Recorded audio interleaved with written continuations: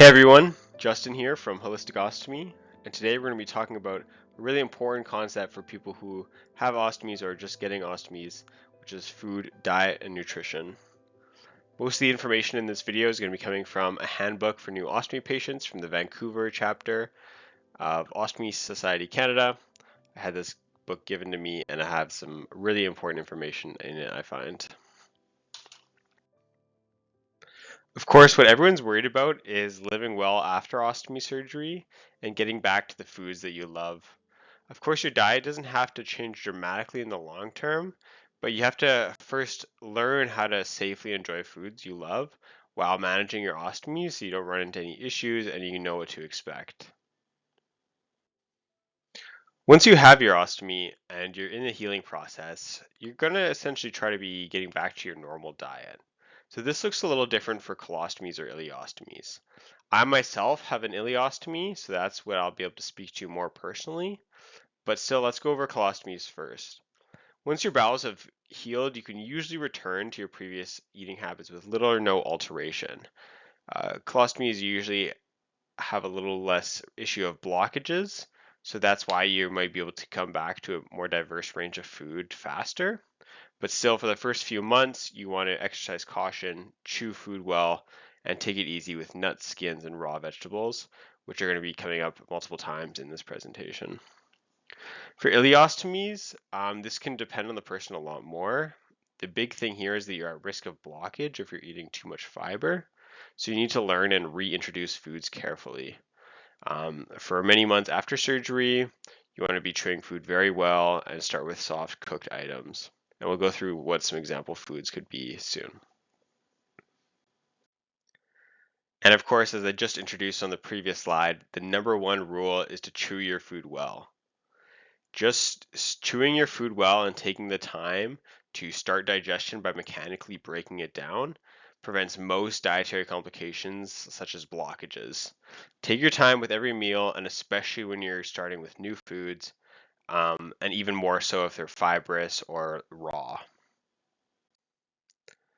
So for vegetables, this is really important to know because they do pose a blockage risk if not digested properly. So to start, we want to use caution on vegetables that have long fibrous strands, such as celery, asparagus, or broccoli. You can imagine how these get broken down. They kind of will ball up and have a lot of fiber in them, and that can be hard to digest once it's in your system. So we want to start to make sure to really chew these well so that we don't get balled up kind of pieces of fiber in our digestive system that can cause blockages. As well, for things like corn, popcorn subsequently, and mushrooms, these are very hard for the body to break down with its enzymes and its stomach acid. So the most important thing here will be to get these in as small pieces as possible. But of course, it is kind of hard for corn and mushrooms. So you'll hear the often recommendation is just to limit these. As well as odor and gas producers such as onions, broccoli, cauliflower, more asparagus. These can affect your output through gas or odor. So if you're finding that you're having issues with gas, consider what vegetables you might be eating and maybe look if what quantity or if you can swap them out. So of course, along with vegetables, fruits also have similar things to consider, such as how much fiber and how they're going to digest in your system. The best thing to start with is soft, fresh fruits, most notably bananas, which can actually slow down your output because you'll want to avoid, I guess, the skins, which contain most of the fiber in a fruit, especially for apples, pears, plums, and peaches. Peeling them would be the best. And for oranges and grapefruits, these are high fiber fruits as well. So try them in little pieces first, and then if you can't tolerate a full one initially, try juicing them to try and get the same nutrients out of it. Just know that fruits are natural laxatives in the sense that they do have water, sugar, and fiber in them, so that will usually increase the output you have, which can be important if you're trying to manage that. One fruit that I would worry about or warn a new ostomy patient with is fresh coconut. I would also add pineapple in here. It's usually quite high fiber and has a blockage risk. So post-surgery, just approach fruit with caution. Um, Softer is better and easier to digest, but start with peeled options either way. So next we'll talk about nuts, meats, and proteins. And starting with nuts, these are notoriously hard to digest. You may notice once you get an ostomy that if you do eat nuts, even if you chew it up, little hard pieces of the nuts will be coming out into your bag.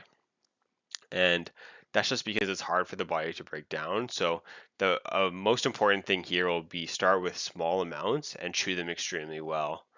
Um, you essentially want to make it so there's no big pieces of nuts left at all when you're swallowing them.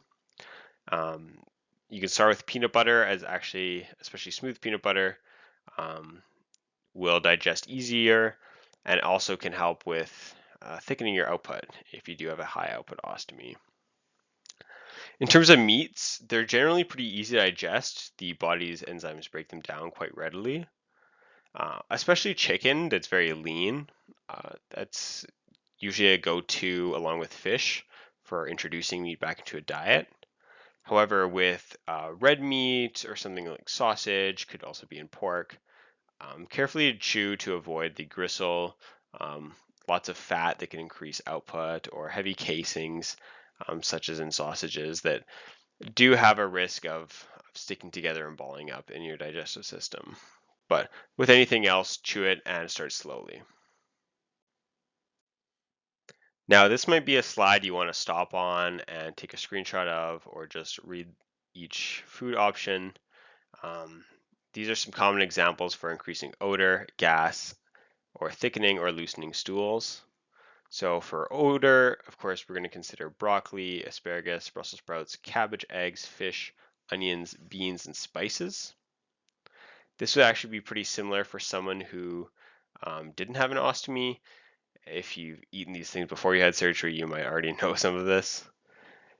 Similar for increasing gas, beans are notorious, as well as sodas, and then other kind of fibrous vegetables such as broccoli, cabbage, cauliflower, corn, mushrooms, peas, dairy, and sugar. Now, thickening and loosening stool foods are going to be your best friends because this is how you might want to be able to manage your ostomy and its output. Some of the best thickening foods, especially after surgery, are applesauce and bananas. And then you can introduce cheese, pasta, rice, bread, yogurt, oatmeal, bagels, and marshmallows.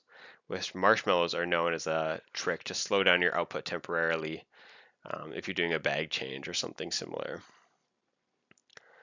And for loosening stool, so this would mean you're probably going to get higher output with more water in the output.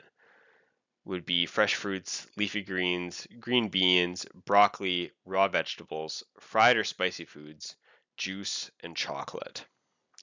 And if you look at the other slides that we went through, you might see how these you might come to this conclusion just based off their properties of the food itself. And so to summarize some of our foods that may cause blockages is a very big risk post-surgery with an ostomy. Even far down the road, many people still avoid these to um, avoid a blockage. If you've had one, you know it's pretty terrible. I've had one or two myself after surgery, and I'm definitely aware of what I'm eating now, more so because of that. So dried fruit, grapefruit, nuts, corn, raisins, celery, popcorn, coconut, seeds, coleslaw, bok choy, mango, meat casings, potato skins, and mushrooms. These are all fibrous or really hard for the body to digest on its own once it's in your stomach. So the most important thing here was if you are eating any of these, once again, introduce them in small quantities, and chew them very well. For pretty much anything, if you do chew it well enough, it should not be an issue. But of course, if we're getting carried away or we're not paying attention to how we're chewing, they could be a blockage risk, and that could lead you to go to the hospital. This is also a common question that gets asked for people with ostomies is, can you still drink alcohol? The good news is yes, you can. And depending on what background you're coming from, you might actually find that you're having a better response to alcohol body-wise.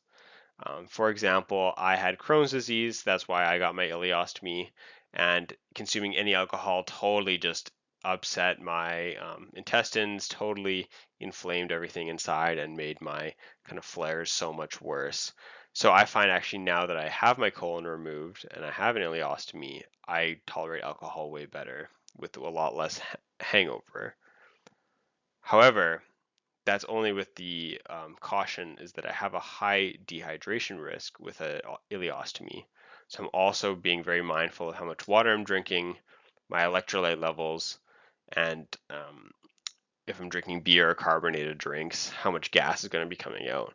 So I have to keep those in mind, but physically I tolerate it better personally, and this would be something to experiment with yourself as well.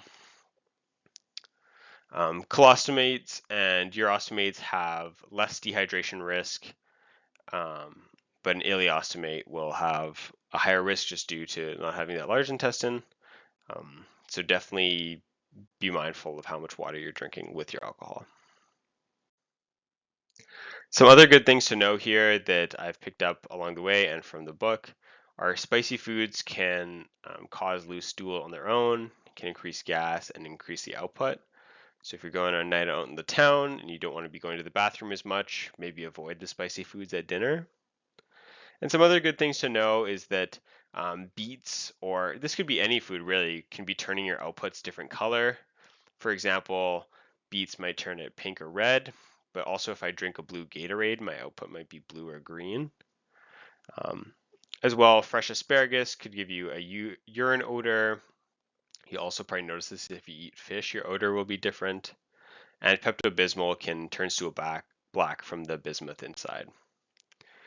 So just be able to experiment with some of these foods and know what may be an issue or not, and eventually you'll get to know what to expect from your body and from the foods you eat as you keep going. Now, this can be specific to some people and what type of drug you're on.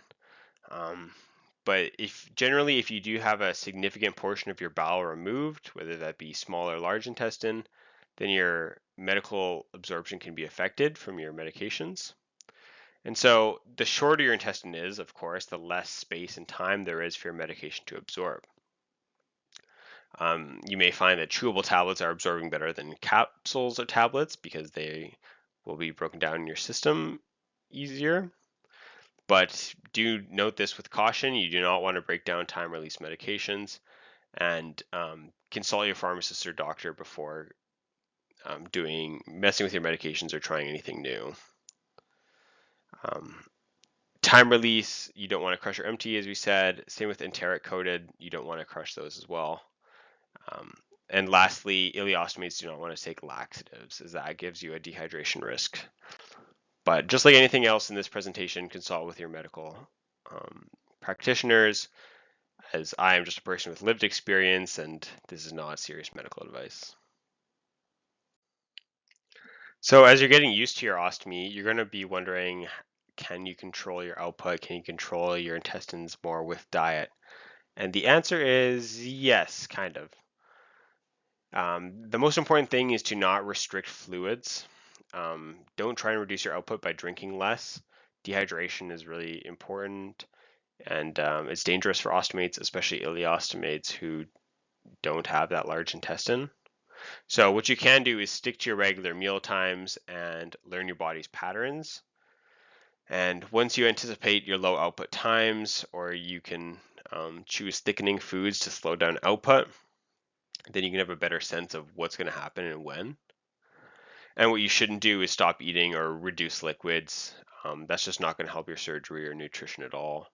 And especially if you skip meals, actually, you might find that you'll get more liquid output. At least I do with my ileostomy, because there's nothing actually to thicken it up or slow it down. So you'll never be able to completely eliminate output with diet. You'll just be able to modify how it comes out. At the bottom, the cellulose containing foods, which is the plant fiber, that's not digested in your system, so you're going to get more residue in output. Whereas grains that are broken down into simpler sugars will produce less.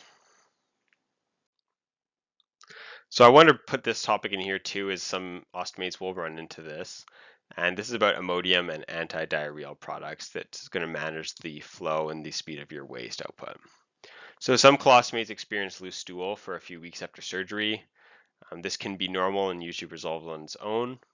And for ileostomates, we're going to be expecting loose stool either way from not having that large intestine, and we're going to expect that loose stool to stay down the road.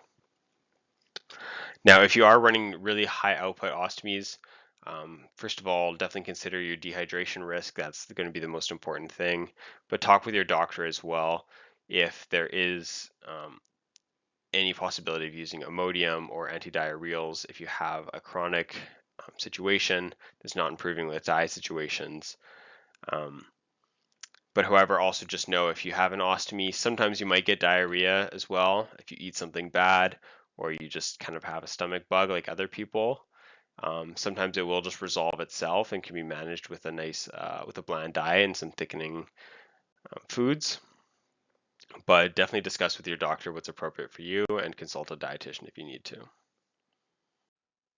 And so lastly, I want to run through an example day with some foods that I would generally eat as a person with an ileostomy.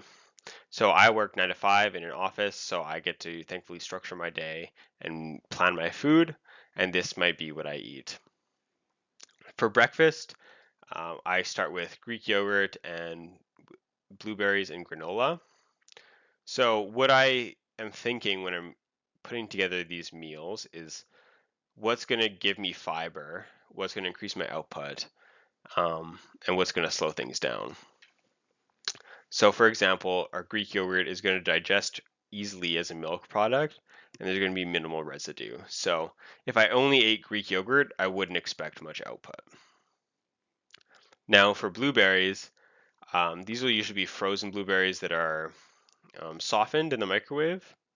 And when I eat these, it'll be introducing fiber through the fruit skin as well as fruit juices, and this will loosen stool.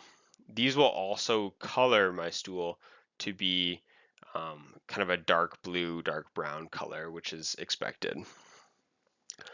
Now for granola, there's lots of different types, but so I will go for the ones that have simple ingredients. This would be like just oats and maybe some granola clusters with honey. I'll make sure to chew those well, but just note that some granolas can also have like seeds, coconut, and nuts in them. I would probably avoid those, especially at the start. But if I did have them, I would say they can thicken my output and not digest well, and then maybe cause higher output later in the day when it all kind of comes out of you. Moving on to lunch, for example, we may be eating grilled chicken with sweet potato and then an apple as a snack after that. So once again, chicken being a protein, especially a lean protein, is going to digest really easily, and I'm not worried about how this is going to affect my output. It's going to be pretty minimal, but it's going to be a different scenario with sweet potato. I actually ate this today, and I made sure to peel all the sweet potatoes before I ate them to avoid the skin, because that's just going to be unnecessary fiber that I didn't want to deal with. But generally for something like potatoes, it's going to digest easily because they're cooked and soft. However, it's going to turn into very thick and slow output, which may be beneficial, but also once it comes out of you is going to be quite a lot. As for apples, peeling it is the way to go if you want to avoid high output, because already if you think of the apple's flesh, it's essentially lots of cells of cellulose that contain sugar and water in them. So that's already going to increase your output through water, cellulose, fiber, and then sugar can also increase output. And so adding peels just kind of adds more fiber in there and makes it kind of chunky.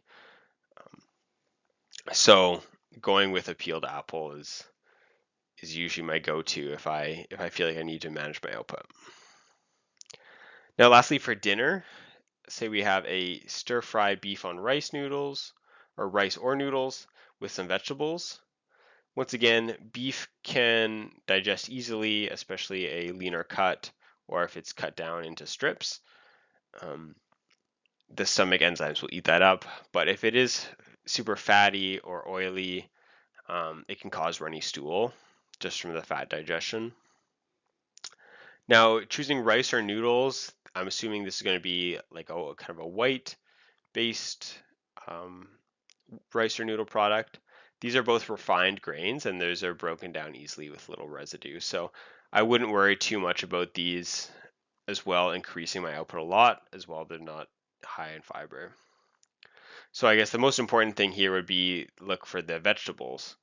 And especially in a stir fry, you might have a variety. So like broccoli, carrots, corn, bok choy, maybe it's baby corn. All of those vegetables were, I think, in our higher risk category for loosening stool as well as potential blockages. So ideally, these are going to be cooked fairly well so that they're softened. But also, I might also try to cut them down into smaller pieces so that they're more easily manageable. And I'm going to make sure to chew really well as I'm eating this. Um, but otherwise, this would be a full example of what I'd eat during the day, just in terms of meals. Um, and it's all very doable. I just keep in mind kind of what I want out of it and what I can do to adjust my food, my output. So to finish up here, the key takeaways you should get out of this presentation is to one, chew your food well. This is the most important rule for preventing blockages and getting back into your normal diet. Next, you want to reintroduce foods gradually, especially for ileostomies where there is higher blockage risk. Starting slow, being patient with yourself is going to be really important. You also want to learn your personal triggers as you move through the kind of food exploration process. Write it down if you need to, but also just keep in mind if you're eating new stuff or multiple new things at a time and how that might interact with each other. And as well, you want to never restrict fluids. Staying hydrated is super important, especially with an ostomy and especially with an ileostomy. Um, so balance your water, balance your sodium with your foods, and make sure to keep your fluid intake up. With all of this, quality of life is possible, and you'll be able to enjoy food again. I know personally for my Crohn's, it really damaged my relationship with food because I felt like I couldn't eat anything without being punished by my disease process and how it made me feel after. So once I got my ileostomy, it was like a breath of fresh air, and I was able to eat so many more things. However, it did take some time and effort. This is the last slide here, and I just want to say that you've got this. If you're watching this video and you made it this far, hopefully you're learning a lot about your body, learning about foods, and just knowing that having an ostomy doesn't mean giving up the foods that you love. So with patience, experimentation, and good habits, you'll find a new normal and what works for you. As with anything else, consult your nurse or your doctor if you have specific questions or if you're making major changes. And if you feel like you have a blockage coming on, you may need to go to the ER. Once again, thank you guys so much for watching. This has been a short presentation about some of my experiences and some of the tips that I've heard and learned about as someone with an ostomy. I really hope you've learned something. So this is Justin from Holistic Ostomy, signing off.